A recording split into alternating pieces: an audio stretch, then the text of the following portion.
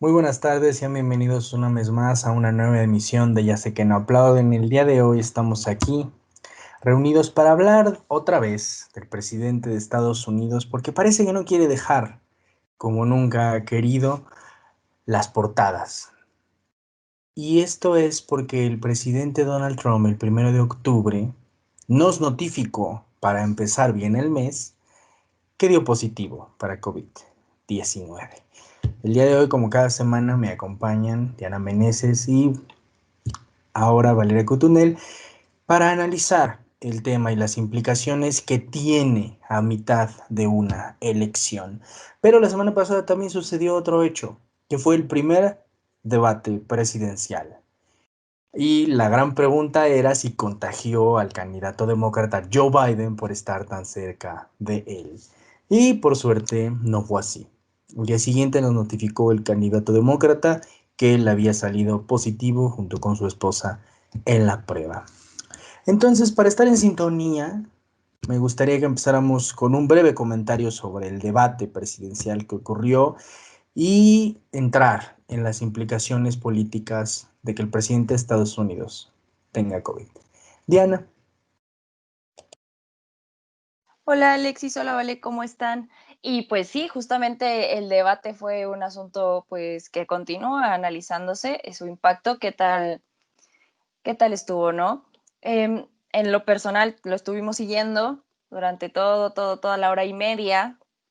Hay muchas cosas que decir, desde el moderador, que de moderador pues nos quedó mucho a deber, también de las estrategias que utilizaron cada uno de los candidatos, que a mi es muy difícil de leer en qué situación se estaban posicionando, porque mientras más intentaba ser propositivo Biden, como que menos certeza tenía en su palabra, ¿no?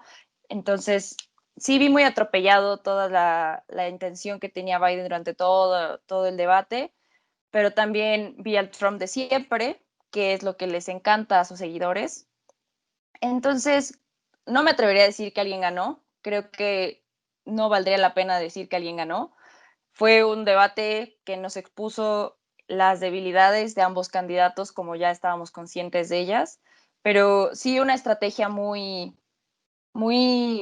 típica de algunos debates políticos y que de nuevo y es de las favoritas de Trump, es esta técnica que se llama, déjame, tengo aquí el nombre, el galope de Guiche.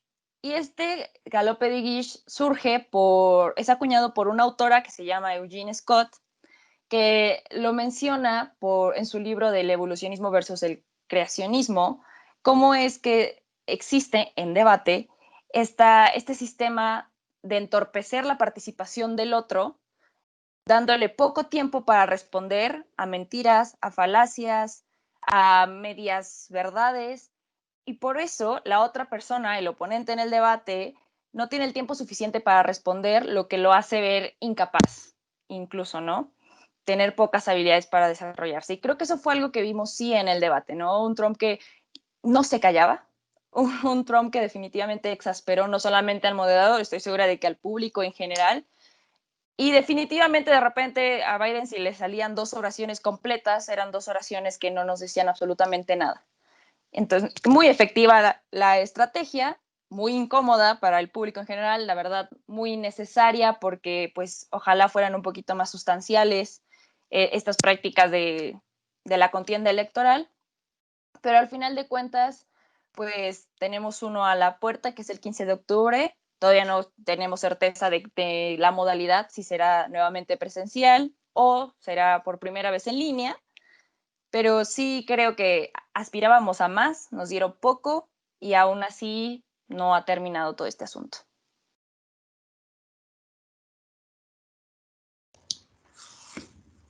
Algo que yo vi esa noche fue un Donald Trump más empoderado de lo que lo habíamos visto nunca. Siguió siendo un bully, porque esa es la palabra que lo ha caracterizado siempre. Y un profesor de Princeton tiene un texto ya viejo, pero creo que es muy útil para hablar de Trump todavía, que se llama un bullshit. Un bullshit es una persona que miente, sabe que miente, pero no le importa. Eso es Donald Trump. Él es perfectamente consciente de sus mentiras y es un gran mentiroso, porque recuerda las mentiras que dijo. Ser un mentiroso necesita una gran capacidad, no es algo sencillo, pero es más sencillo cuando la verdad a ti no te importa. Y a Donald Trump la verdad y los hechos no le importan. Biden se vio muy limitado ante prácticamente este hombre que lo atacaba una y otra vez. Creo que el ataque más bajo fue cuando mencionó a su hijo y ya meterse en temas personales de ese nivel. Creo que pinta de cuerpo entero a Donald Trump. Y fue un debate donde quien pierde es Estados Unidos y pierde el ejercicio democrático del diálogo político.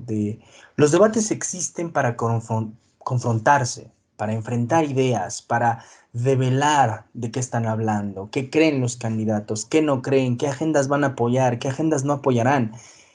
Yo vi poco de eso en el debate, simplemente ataques, interrupciones, no hubo nada sustancial. Tan sencillo que no podemos hablar ni siquiera de algún programa de política pública que quieran implementar alguno de los dos, cambios estratégicos, nada de eso, no ocurrió. Y ahí creo que sí tiene un poco de culpa el moderador, porque todas las preguntas que hizo iban dirigidas hacia otra vertiente, iban dirigidas a algo creo más plano en ese sentido. Eh, a mí no me gusta hablar de ganadores en un debate porque suponer que ganar un debate tiene implicaciones políticas relevantes. Esta no es una sociedad de debate, seamos serios, la política no opera así, bajo puntajes, ni te da ni te resta lo que muchos quisieran que te diera o te restara. Valeria, vimos un presidente que se burló del COVID, vimos un presidente que se mofó del candidato demócrata y vimos un presidente que afirma que si él no hubiera estado ahí, no hablaríamos de 200,000 muertes, sino de 300 o 400, la exageración total y una vez más, la mentira. ¿Qué decir del debate presidencial? El debate presidencial, creo que yo me refería a él como el circo presidencial, porque eso fue 1 hora y media de un show entre personas peleándose. El moderador no pudo llevar el debate, el moderador decía, creo que lo vi en Twitter, de hecho, había un comentario que decía que es como cuando llega un maestro sustituto e intenta controlar, y sabes que es un maestro de mentis, y nunca y los niños no les importa y no se portan bien. Así fue como si el moderador tuviera ahí de mentis, fue el show de Donald Trump, y yo creo que, vaya, lo más impresionante de todo ese debate fue que no condenó la supremacía blanca. No entiendo cómo un presidente, o sea, porque el presidente republicano no lo hizo, el candidato republicano no lo hizo, o sea, sino que les dijo stand by. Creo que eso es algo que con este clima de racismo que hay en Estados Unidos, con la situación como está, es, no hay palabras para decir cómo no, o sea, cómo puede no ser eso.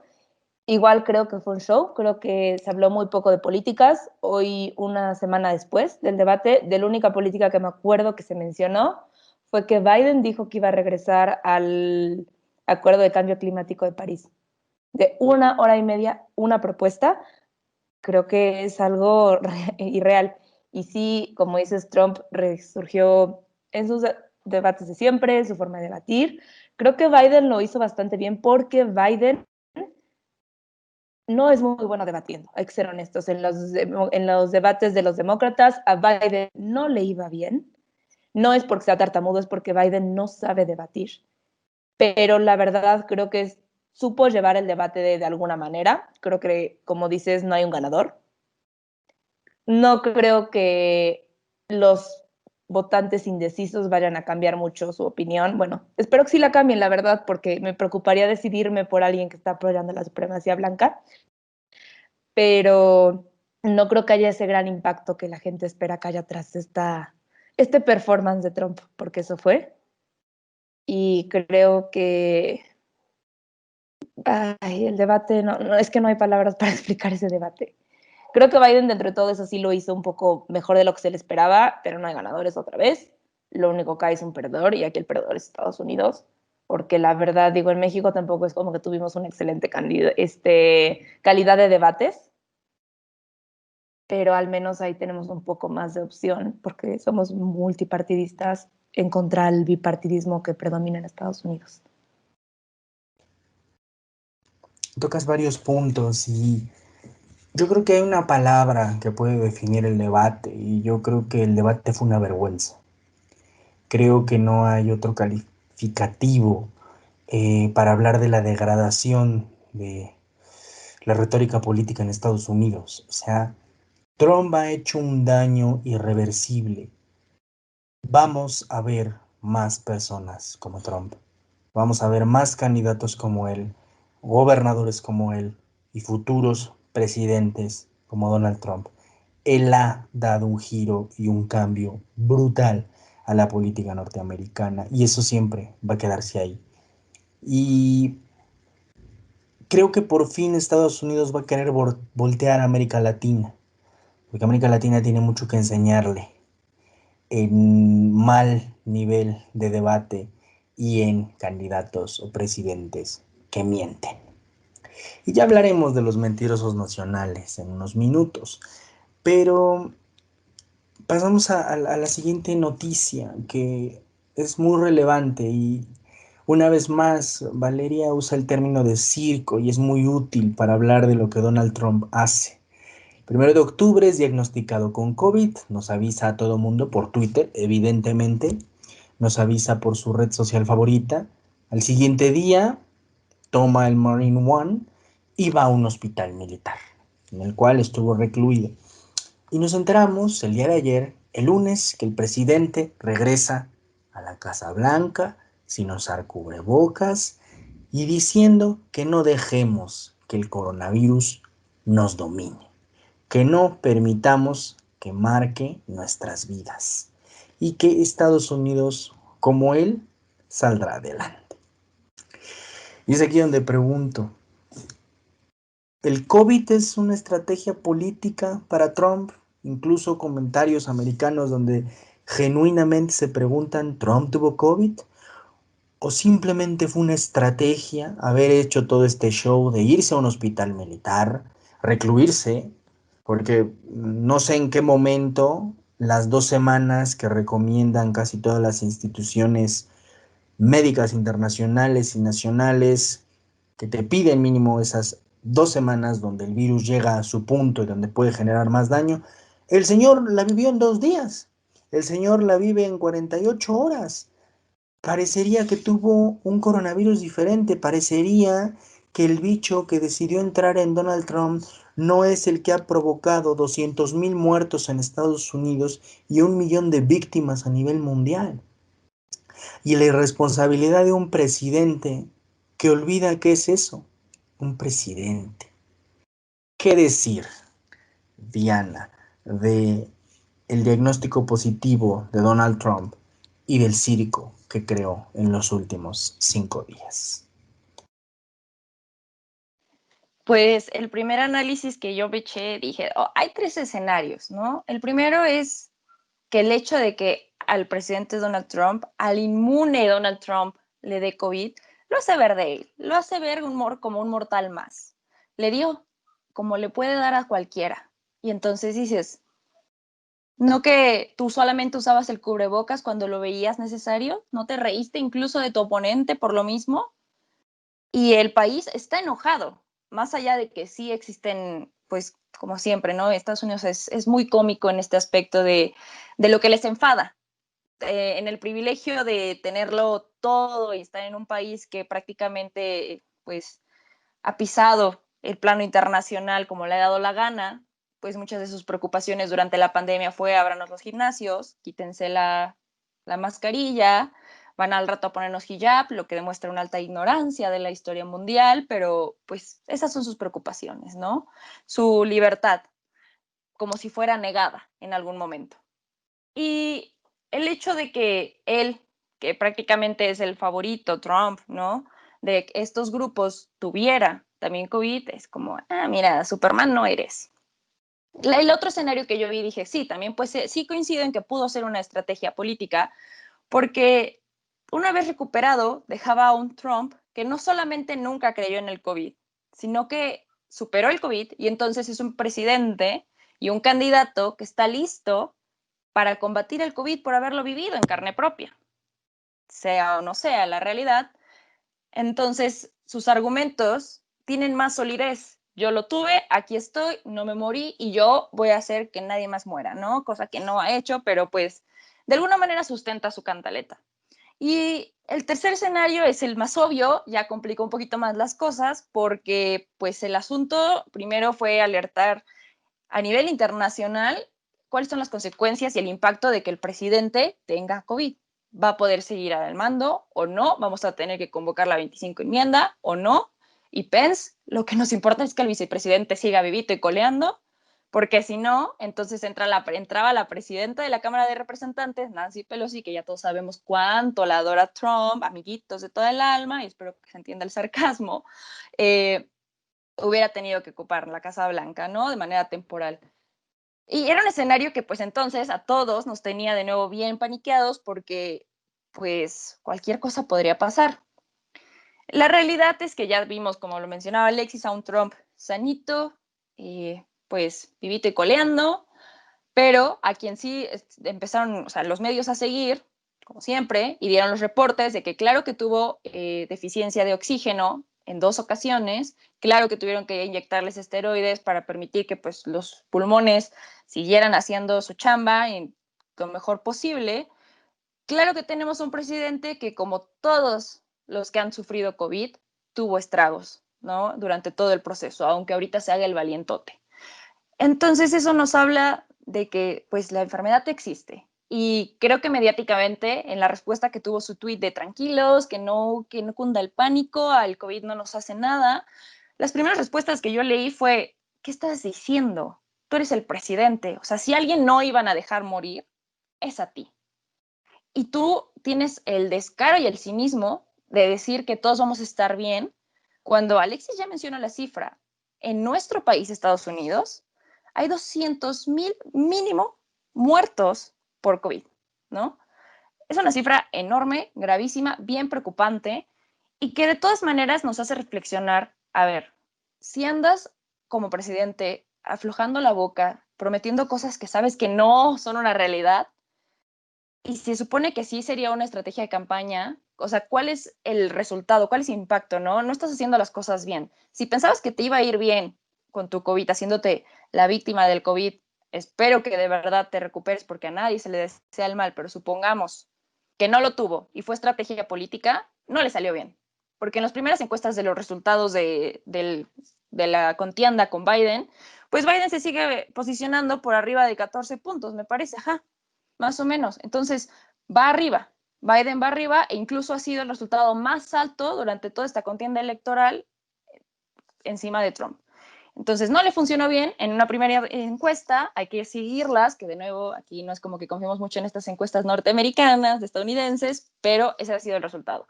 No le funcionó como estrategia política. Solamente le ha funcionado para comprobarle a la ciudadanía estadounidense que ha sido la más consciente, este sector consciente, de que el presidente no solamente está equivocado, está siendo cínico y aunque le dio, le valió y está poniendo en riesgo a muchísimas personas. Hay momentos en política donde una crisis es una oportunidad y Donald Trump y su equipo lo leyeron así. Me gusta mucho tu análisis, Diana, porque eh, pones justamente en el lugar donde el equipo de Trump lo vio, de decir, ¿saben qué? Vamos a sacar al presidente de acá, lo vamos a ver fuerte, lo vamos a sacar como alguien poderoso que puede resistir una enfermedad y alguien sano, que a mí me daba mucha gracia cuando Donald Trump quería hacerle burla a Biden por su edad, como si Trump tuviera 20 años. El tema del absurdo con Donald Trump, creo que no hemos llegado al límite del absurdo con ese presidente, ni llegaremos todavía porque tenemos Trump para rato. Y esta estrategia política fue lanzar una moneda al aire. Genuinamente fue eso. lanzar una moneda al aire y en política a veces se tiene que hacer eso. Y el equipo de Donald Trump lo hizo. Yo espero que la moneda les haya salido mal. Obviamente está hablando aquí mi espíritu ante Trump.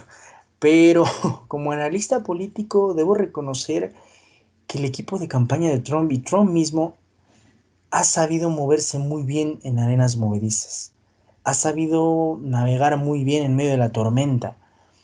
Y lo hacen porque tienen de su lado el cinismo y la manera de la verdad. Cada vez la verdad le importa menos y él seguirá con su retórica, él va a continuar esta elección, incluso se habló de que tal vez los debates sean postergados, cancelados, ahí igual no sabemos qué va a pasar con el tema de los debates presidenciales, después de que ya tuvo un positivo, pero algo sí hay que decir, Biden pasó a segunda mesa en toda la semana en tema de noticias. Trump volvió a ocupar los titulares como él le gusta ocuparlos, siendo el centro. Y el tiempo dirá qué tan útil fue esa estrategia política. Valeria, ¿qué decir de Donald Trump? ¿Qué decir de un presidente que según él y sus doctores eh, pudo sobrevivir 2 días sin ningún problema, los más críticos, y regresar a la Casa Blanca como si nada hubiera pasado? Regresando 20 años más joven, como él dijo, gracias a los esteroides, como le contestaron en Twitter. Creo que todo esto ha sido, pues, otra vez un circo. Creo que es mi palabra favorita para hablar de Trump, porque no hay algo que lo defina mejor. Creo que fue muy interesante la parte en la que se reportó antes de que Trump anunciara que él tenía COVID. Ya se había reportado en medios y él mandó ese tweet y empezaron a salir pues el tema porque ya había reportes en medios. Para los que no saben, el contagio se cree que empezó con Hope Hicks, que es una mujer que trabaja en su campaña política y estuvo en varios eventos con ellos, los contagió. A la altura también ya tiene Kellyanne Conway, varios miembros del Senado, también su secretaria de prensa, misma que acababa de dar 2 o 3 briefings sin cubrebocas, en un cuarto cerrado a la prensa. Hay reportes de que Trump había estado en Fox News con Sean Hannity y ya sabía que tenía el positivo y no lo había dicho. Y creo que esto recae en lo que acaban de decir ustedes dos, que tienen toda la razón, y por lo que yo no creo que Trump esté fingiendo que tiene COVID. Trump no le gusta parecer que no es el hombre fuerte. Trump, Trump es un bully y un bully nunca te va a dejar ver sus debilidades. Por lo mismo, Trump salió, estando allá, poniendo en peligro a los agentes del servicio secreto, a dar su vuelta en su coche, para que todos vieran que estaba bien.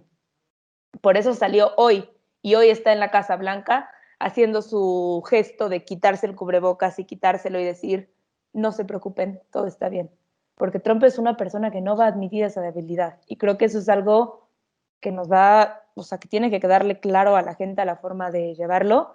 Creo que tienes mucha razón, Alexis. Trump logró en cierta forma, le lograron poner una espina a esto. Han sabido llevar el mercado, por decirlo así.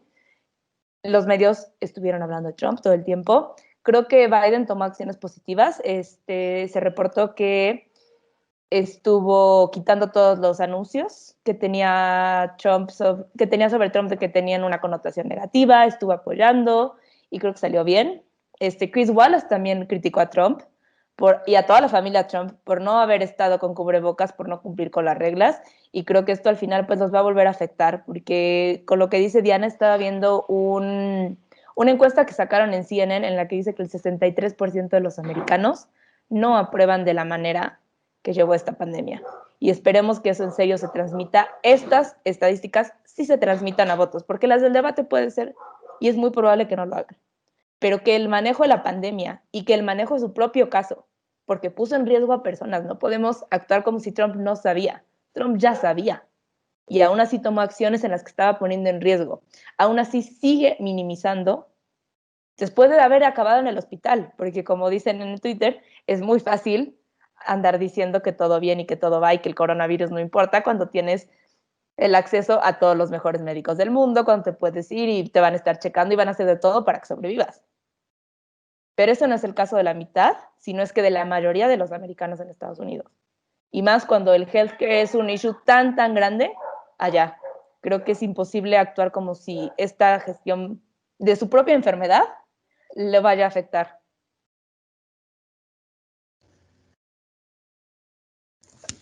El circo mediático de Donald Trump no ha terminado después de este suceso que hay presidentes que llaman a las crisis como que les caen anillos al dedo. Donald Trump podría perfectamente decir eso. Donald Trump podría decir que logró algo. Ahora, el equipo de Biden decide tomar, y creo que fue una buena decisión, quitar los anuncios malos, eliminar esta propaganda negativa, pero el equipo de Biden no tenía otra opción. Era lo que tenían que hacer. Tenían que responder de una manera positiva, porque más allá de que sea el candidato al que quieren quitar, sigue siendo el presidente. Y si tú aspiras a esa posición, hay algo fundamental aquí. Cuando tú aspiras a un cargo, tú no golpeas el cargo al que aspiras. Golpeas a quien lo ocupa o quien lo está aspirando, pero nunca le golpeas al cargo de la presidencia. Y llega un punto en el que el cargo y la persona se unifican. Y este fue el caso. El que estaba enfermo era el presidente de Estados Unidos. Entonces Biden no tenía otra opción que comportarse a la altura política. Sé que hablar de altura política con Trump es muy difícil y sus opositores no deben estar muy contentos de generar o hacer ese tipo de política con él. Claro que sí, Donald Trump estuvo enfermo de COVID, hay que decirlo, es un hecho.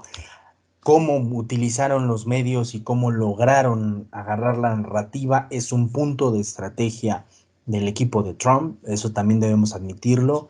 Creo que a cierto punto es negativo que hayan ganado también el tema de esa retórica y que no se le haya peleado una retórica que yo creo que es más pegada a la realidad, que es la gran crisis de salubridad que está sufriendo Estados Unidos y que está sufriendo el mundo entero. Con esto finalizamos el análisis de lo que está pasando en Estados Unidos, que cada vez se vuelve una elección más interesante por todo lo que viene ocurriendo y lo que viene pasando. Y ocuparemos los últimos minutos del programa para hablar de México. Van unas semanas que no hablamos del país, porque bueno, siempre es más fácil de hablar de las miserias de otros países que de las nuestras. Sin embargo, hay que volver. Y en México pasaron dos cosas importantes. Primero, la decisión de la Suprema Corte de apoyar una pregunta hecha por el presidente para enjuiciar a sus antecesores. Que al final de cuentas la pregunta fue cambiada, fue modelada y se entregó algo que es ilegible. Yo creo que a la Suprema Corte le urge un redactor. Yo ofrezco mi CV, les puedo escribir cosas decentes si así quieren, porque parece que nadie sabe escribir en esa institución. ¿Qué decir? Y entremos con el tema de la Suprema Corte y el fallo a favor de López Obrador. Diana. Pues creo que el tercer pilar que teníamos de pie en esta división de poderes de nuestro país terminó torciendo las manos, ¿no? No es como que creyéramos mucho en nuestras instituciones, en los poderes de México, pero definitivamente, de algún modo, siempre no era un contrapeso tan respetable, pero existía un poco el contrapeso. Y esta vez, de repente, vimos una Suprema Corte de Justicia que no solamente no actuó como un contrapeso, sino que actuó a las órdenes del Ejecutivo. Y fue algo que no esperábamos. Creo que, como vi un tuit muy, muy cómico, ¿no? En economistas, politólogos, internacionalistas y abogados quedamos como payasos, ¿no? Creyendo que la Suprema Justicia tenía la oportunidad de marcar la diferencia, porque, pues, bien lo mencionaron, ¿no? La justicia no se consulta, pero pues resulta que si al presidente le da la gana, siempre sí se va a consultar. Y pues con esta votación que se vio reñida, 5-6, vimos que no es suficiente tener la ley escrita, porque nada está escrito en piedra al parecer, para decir que no es ni viable ni constitucional hacer una consulta ciudadana para enjuiciar expresidentes cuando no es, a ver, no vamos a decir aquí que no merecen ser juzgados, hicieron lo que hicieron. El asunto es que por ley, por justicia, no hay ni debido proceso, no hay ni presunta inocencia, no hay esto que por cualquier persona de verdad ya se estaría amparando. Y van a poder hacerlo, porque están atropellando la ley. Les está valiendo un cacahuate lo que digan las normas, porque es a lo que el presidente quiere hacer y la estrellita que se quiere poner en la frente, que no es que se la haya ganado. De nuevo está ocupando el hartazgo de la sociedad para emprender una nueva iniciativa y todo a mi gusto, una cortina de humo que atraiga la atención ante el pasado, hacia el pasado, en vez de a lo que está pasando en el presente, ¿no? Que son bastantes atropellos también y de lo que vamos a tener que estar hablando un poquito más adelante para empezar con los fideicomisos. Y es muy preocupante porque ya va a pasar. Tenemos una ley de consulta popular, que no es lo mismo que consulta ciudadana. La consulta ciudadana es este invento que empezó a volverse famoso con la entrada de Trump a la candidatura pasada del 2018 y luego con su presidencia, y a Morena le encanta hacer consultas ciudadanas, que pues a mí nunca me ha tocado participar en una, pero resulta que todo el mundo participa y ya es democracia, porque ellos dicen que es democracia. Y la consulta popular, de hecho, es muy específica porque hay cosas que no se deben consultar, como los derechos, como la justicia, entre otras cosas. Y la misma la ley de consulta popular dice que se tiene que hacer el 1 de agosto. Y no. Van a meterle mucha prisa porque el presidente quiere que se haga al mismo tiempo que el proceso electoral, que las elecciones en las urnas. Cosa que o no va a pasar o va a salir carísimo. Alrededor de 8,000 millones de pesos. O sea, no, ¿sí? Más, 68,000, ¿no? Algo así. Carísimo, carísimo. Dinero que de verdad no es que a México le sobre, pero cuando se trata de los proyectos del presidente, sí hay. Y si no hay, seguramente podremos rifar aviones, casas, autos, subastar, entre otras cosas, porque para los gustitos siempre hay. Para lo que se le ocurra, pues siempre va a haber la forma. Y entonces, pues yo estoy muy decepcionada, realmente, no solamente de la Suprema Corte de Justicia, del presidente tampoco es como que esperemos mucho, pero creo que como ciudadanos sí deberíamos sentirnos indignados, porque ya no nos queda, si ya no teníamos, nos queda mucho menos de las instituciones en qué creer. La consulta a los expresidentes es la nueva rifa del avión. El presidente ha entendido muy bien cómo manipular a los medios y dejar que sean manipulados. Y ante una oposición sin señales de vida ni de existencia, porque la gente que está con sus casas vacías en el Zócalo son una verdadera burla y una falta de respeto a la verdadera movilización social, la Suprema Corte viene y nos decepciona, y sobre todo el ministro Saldívar. Recuerdo muy bien al presidente López Obrador en su informe decir que el presidente de la Corte y el fiscal general no fueron a escuchar su informe porque tenían la arrogancia de sentirse libres. Creo que la Suprema Corte, y específicamente Saldívar, decidió olvidar esa arrogancia de ser libres y hacer lo que quería el presidente. Entrar en un juego ridículo, en una consulta ridícula. No necesitas consultar a la gente si quieren que enjuicien a Peña Nieto. Enjuícialo y ya. No necesitas preguntarle a la gente si hay que enjuiciar a Calderón. Enjuícialo y ya. Si tienes la evidencia, si puedes acusarlos directamente de crímenes, lo haces y ya. Es una ridiculez lo que el presidente está haciendo. Es una burla a la sociedad, es una burla a todos nosotros. Atropellaron a la Suprema Corte de Justicia y lo que hicieron los ministros fue una verdadera vergüenza. La nueva rifa del avión, este enjuiciamiento a los presidentes, simplemente es la entrada de López Obrador para hacer de esta elección suya. Y lo vamos a escuchar. Si quieres que los presidentes sean enjuiciados, vota por Morena. Si no quieres que no sean enjuiciados, no votes por nosotros. La nueva retórica se ha construido desde la Suprema Corte, una institución que no tendría por qué estar jugando y hacerle el caldo gordo a un presidente. Valeria, ¿qué decir de lo que sucedió en la Suprema Corte? Y sobre todo, ¿qué decir en este panorama donde el presidente simplemente le encanta crear realidad con su voz e ignorar lo que verdaderamente importa? Creo que para empezar, creo que me encantaría vivir en esa realidad alterna en la que vive nuestro presidente. De verdad, creo que México seríamos potencia mundial en el mundo de AMLO si fuera real. Creo que ustedes de verdad dijeron mejor de lo que yo voy a poder expresar todo el tema de la Corte, pero creo que aquí hay un punto muy importante que es ese que menciona Diana de los contrapesos. En México, los contrapesos no se rigen igual que en Estados Unidos, no están tan marcados los contrapesos. La presidencia ya la controla Morena. Lo que sería el legislativo también lo controla Morena. Y el judicial era lo que no controlaba Morena. Y no tiene por qué controlar Morena, porque deberían de ser apartidistas, están representando a la sociedad, no están representando a un partido.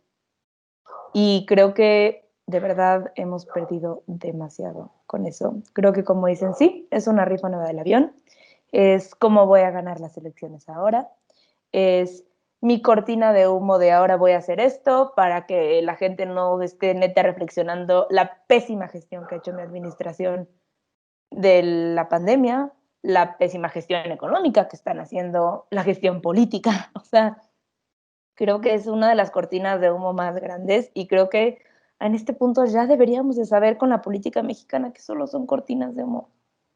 Yo tampoco he sido consultada en estas grandes consultas políticas populares. No me preguntaron, trágicamente. Pero creo que también, por último, Alexis, mencionas algo muy importante. Aquí la Suprema Corte le está haciendo la fiesta al presidente. Y algo que se le olvida mucho a Andrés Manuel López Obrador es que él es solamente la persona en la posición. Él no es la figura del presidente. Él, así como ganó estas elecciones, puede perder las próximas. Ese poder lo tiene temporalmente. Y por lo mismo, la Corte debería estar al servicio de la ciudadanía, no del presidente y mucho menos del presidente temporal, porque es temporal Andrés Manuel López Obrador. Aunque haya parecido eterno, va a haber otras elecciones y las va a volver a perder porque aquí no existe la reelección. Y, o sea, en serio creo que no hay palabras, creo que es un chiste, en serio, y es una falta de respeto. Ojalá lo que vivimos fuera una broma, ojalá lo que vimos no hubiera pasado, porque bien lo dices, la Corte no le debe todo al presidente, no le debe absolutamente nada. Se lo debe a la ciudadanía y específicamente a un documento que debería ser sagrado, que en este país nunca lo ha sido, que es a la Constitución. La Corte se debía a la Constitución. Y decidieron, como el presidente le encanta decir desde hace unos años, mandar al diablo a las instituciones y ellos mandaron al diablo a la Constitución. Finalmente, para terminar, y no quiero irme, así que lo mencionemos rápidamente, Diana, dinos qué pasó con el tema de los fideicomisos, algo que debe tenernos muy preocupados a todos. Pues lo mismo que pasó con la Suprema Corte, un atropello total. Pues se ha vuelto noticia, ¿no? De repente el presidente dijo necesitamos dinero y se mandó esta iniciativa para eliminar un montón de fideicomisos que son alrededor en cuestiones monetarias por algún lado lo tengo anotado, bueno, muchísimo dinero. Son como 69 mil millones de pesos que se van a desaparecer de los recursos que se le daban a investigación, a proyectos de infraestructura, a muchas cosas que la gente no es como que lo tenga en la mano, personas que están emprendiendo en favor del país y no es que lo tengan en la cuenta bancaria y entonces aplican a ciertas instituciones. La más destacada y la más conocida es CONACYT, que surge como con un propósito muy bonito, que todos estamos bien conscientes de que no es la más transparente, pero que la causa es buena. El país debería estar invirtiendo por ley el 0.3% de su PIB en ciencia e investigación. No lo hace.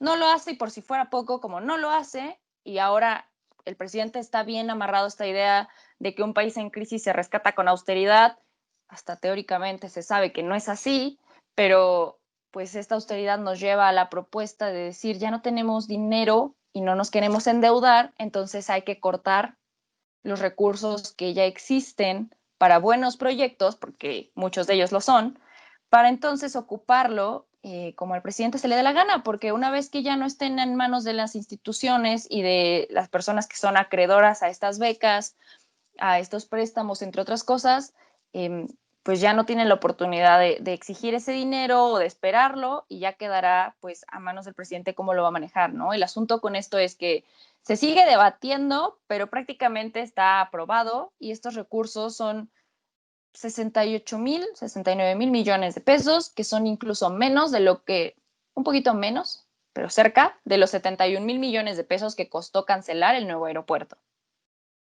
Por berrinche también. Pagamos incluso más por cancelarlo que lo que casi llevaba por ahí. O sea, son números que te hacen pensar y dices, ¿cuánto nos está costando estas ganas de despojarnos de administraciones anteriores, como si por negar su existencia dejara de suceder el daño que sí dejaron, ¿no? Como si por negar que estuvieron en el poder y tratar de borrar toda marca de aquellos gobiernos, ya no hubiera consecuencias de esos gobiernos. Es una idea muy absurda que no solamente está costando ahorita, sino que va a costar en adelante. Me parece un tropiezo muy grave y un atropello, pues, a la ciencia e investigación de nuestro país. Creo que hay muchísimo potencial en México y potencial que se está desperdiciando, que no está siendo valorado y es una lástima que yo vi muchas escenas muy tristes, ¿no? Colectivos completos, organizaciones con un montón de firmas en la mano pidiendo a diputados que no lo aprobaran, pidiendo que no se les atropellara de esta manera, que hicieran conciencia de la necesidad que existía en nuestro país, que el país necesitaba ciencia, y yo coincido, y solamente pasaban al lado de ellos, los ignoraban, porque a mi parecer las instrucciones ya estaban dadas, como ya lo mencionamos con la Suprema Corte de Justicia. La iniciativa tiene que pasar y esos recursos ya no pueden seguir prestándose al servicio del pueblo. Esos recursos ya le deben pertenecer al presidente y a lo que el presidente le plazca y lo que el presidente considere prioritario, porque esa es su consideración. Todo a manos del presidente, todo a los designios de un solo hombre. Y yo solo le diría una cosa a López Obrador que le he dicho muchas veces. Señor presidente, si quiere dinero, suba los impuestos. Deje de estar golpeando y macheteando el presupuesto. De ahí no viene. Y recordarle que la austeridad mata, porque al parecer lo ha olvidado. Les agradezco muchísimo la plática del día de hoy, el debate que tuvimos sobre dos países que viven demasiado unidos y con problemas que parecería que no lo son, pero pueden tener los mismos. Les agradecemos muchísimo que nos hayan acompañado en una nueva emisión de Ya sé que no aplaudo, en donde ustedes saben que nosotros tenemos otros datos. Muchísimas gracias.